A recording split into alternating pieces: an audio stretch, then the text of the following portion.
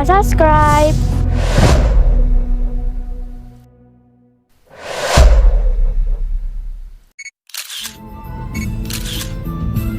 Assalamualaikum sahabat, semoga selalu dalam keadaan sehat, amin. Saat ini kita sedang keliling seputar Natuna. Alhamdulillah di perjalanan sedang turun hujan pada bulan Desember di Indonesia. Termasuk Kabupaten Natuna sedang musim penghujan. Musim ini istilah warga Natuna disebut juga dengan musim utara. Di perjalanan ditemani siaran radio RRI Ranai. Yang di bawah syatar itu. Mari kita dengerin bersama. Persimpanan yang indah-indah, yaitulah ilmu yang memberi faedah. Aku hendak bertutur akan gurindam yang beratur. Ini gurindam pasal yang pertama. Barang siapa tiada memegang agama, sekali-kali tiada boleh dibilangkan nama. Barang siapa mengenal yang empat, maka ia itulah orang yang makrifat.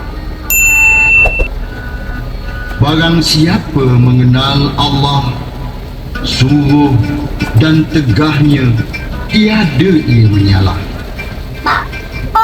Barang siapa mengenal diri, maka telah mengenal akan Tuhan yang baharu.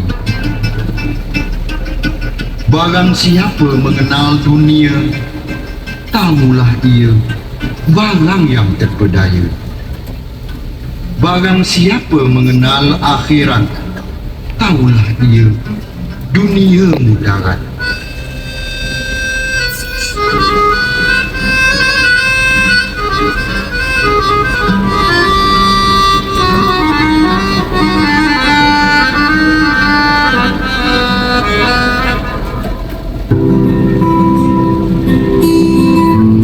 Pada abad ke-7 di belahan barat Nusantara berdirilah kerajaan maritim Sriwijaya dengan armada dagang yang menguasai jalur-jalur pelayaran sebelah utara melalui Laut Cina Selatan, sebelah barat melalui Selat Malaka, dan sebelah timur menguasai Laut Jawa. Seorang pendeta Cina yang bernama Ising pada tahun 671 Masehi singgah di kerajaan Sriwijaya menceritakan tentang perjalanannya ke Sriwijaya dalam bukunya. Ia mengisahkan perjalanan laut Ising di Laut Cina Selatan. Telah singgah di gugusan pulau-pulau, ada yang besar dan ada juga yang kecil. Nah, pulau besar dalam bahasa ini disebut dengan Nantoa, sedangkan Nan berarti pulau dan Toa berarti besar. Jadi artinya adalah pulau besar. Bermula dari sebutan Nantoa, inilah sejarah Natuna berawal. Pada waktu itu, gugusan pulau besar merupakan pulau yang berhutan lebat. Banyak terdapat burung-burung serindit sejenis burung bayan atau kakak tua yang kecil.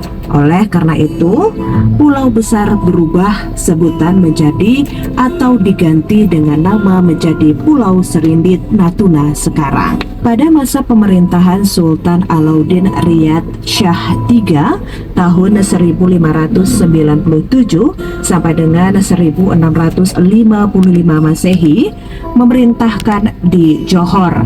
Menurut kisahnya, Sultan Johor ini mempunyai seorang putri yang bernama Engku Patimah, yang sejak kecilnya mengidap penyakit lumpuh dan tidak bisa berjalan.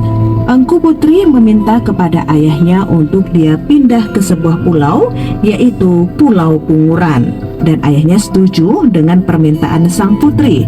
Pihak Istana Johor mempersiapkan 7 buah penjajab atau perahu dengan segala perlengkapannya, termasuk pengawal serta inang dayangnya yang kesemuanya berjumlah 40 orang. Setelah persiapan rampung, maka bertolaklah sang putri Engku Patimah dengan dibekali sebuah mahkota ke Teluk Segeram. Dari situlah keyakinan bahwa asal mula penduduk Melayu di Pulau Punguran. Seperti yang diungkapkan oleh Ketua Lembaga Adat Melayu Kabupaten Natuna Wan Suhardi dalam dialognya bersama RRI Ranai di acara Obrolan Budaya. Ya, dari versi kami ya, karena memang Tengku Fatimah ini adalah seorang putri yang cacat, tidak sempurna, dan dia merasa tidak layak tinggal di istana, lalu dia minta kepada ayahandanya untuk diberikan sebuah pulau dan tinggal di sebuah pulau. Lalu dia dibenarkan, diizinkan oleh Sultan, diizinkan oleh ayahandanya, lalu pergilah dia ke satu pulau yang waktu itu diberikan satu surat pulau, surat tentang pulau ini, atau yang kami kenal dengan istilah geran, surat tanah itu kemudian dibekali dengan sebuah mahkota. Dan pulau itu adalah Pulau Serindit. Pulau Serindit itu adalah Pulau Bunguran. Nah, menempuh perjalanan beberapa bulan tentunya dari Johor itu dikawal oleh 40 orang pengawalnya. Akhirnya dia tiba di Teluk Segeram sana, di bagian barat Pulau Bunguran ini. Dan disitulah menurut keyakinan kami awal mulanya berdirinya sebuah peradaban Melayu di Pulau Bunguran ini. Di Segeram banyak ditemui berbagai makam peninggalan yang diyakini itu makam milik orang beragama Islam. Dilihat dari ukiran dan diakui oleh para arkeolog yang mengatakan ukiran ini diukir dengan luar biasa, yang memiliki peradaban yang luar biasa, dan diyakini itulah awal mulanya peradaban Melayu di Pulau Bunguran ini. Menurut cerita, Engku Putri tidak memiliki suami, lalu sepanjang perjalanannya dia dinikahkan kepada orang kaya, dan orang kaya itu meninggal dunia dan sampai ke kampung Segeram.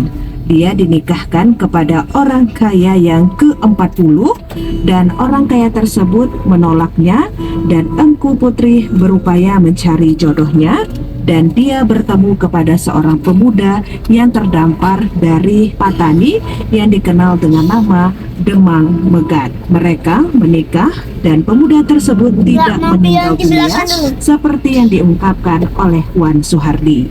Kita kan sudah tahu bahwa Tengku Fatimah adalah seorang putri yang belum memiliki seorang suami, lalu sepanjang perjalanan dia dinikahkan dengan para pengawalnya atau yang dikenal dengan sebutan orang kaya itu, tetapi Allah berkata lain, setiap dinikahkan dengan para orang kaya itu, para orang kaya itu meninggal dunia. Jadi sampai ke orang kaya yang ke-40 sudah sampai di kampung Segeram, akan dinikahkan pula dengan orang kaya yang ke-40 ini. Orang kaya ke-40 menolaknya, lalu dia berupaya untuk mencari jodohnya Tengku Fatimah ini, dan akhirnya bertemulah dengan seorang pemuda yang ada di pulau itu, yang kononnya pemuda ini terdampar dari Patani. Dia dinikahkan dan alhamdulillah tidak meninggal dunia dan menghasilkan keturunan mereka waktu itu. Engku Fatimah dinikahkan dengan Damang Megat dan menghasilkan keturunan mereka. Natuna yang berbatasan langsung dengan negara tetangga seperti Malaysia, secara adat istiadat perkawinan dan bahasa ada kemiripan, akan tetapi di Natuna mempunyai ciri khas seperti bahasa Melayu yang kita gunakan saat ini.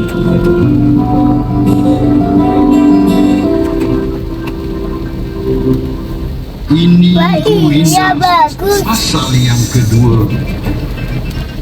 Barang siapa mengenal yang tersebut, taulah ia makna takut. Barang siapa meninggalkan sembahyang, seperti rumah tiada bertiang. Barang siapa meninggalkan puasa, tidaklah mendapat dua tamasa. Barang siapa meninggalkan zakat, tiadalah hartanya beroleh berkat. Barang siapa meninggalkan haji, tiadalah ia menyempurnakan janji.